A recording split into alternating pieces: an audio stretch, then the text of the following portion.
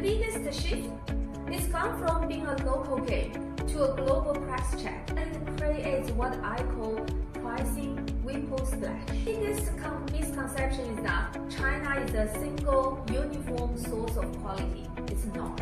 A developer client had 36 townhouses locked in.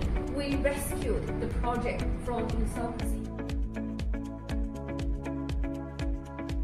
今天还挺顺的，终于把路走顺了啊。对。好。Looking back at the last 20 years, is there one failure or setback that shaped your leadership more than any success story? And what did you change about how you run the business after that? Absolutely.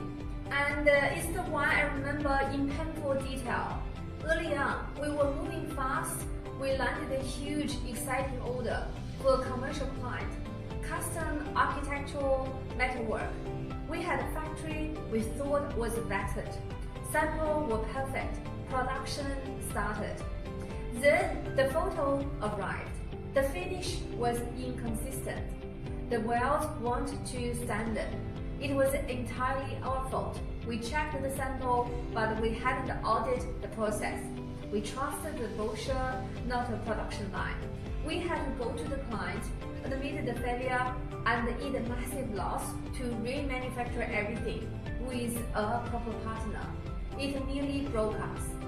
That failure taught me a brutal lesson. In sourcing, hope is not a strategy. Trust must be engineered. What changed forever? We built the system. First, we killed the sample-only vetting. Now, no factory get on our list without an announced in-person audit during a live production run for another export client. We check their dust extraction, their welder certification, their raw material, batch testing. We judge their process, not their presentation. Second, we instituted the fail test principle.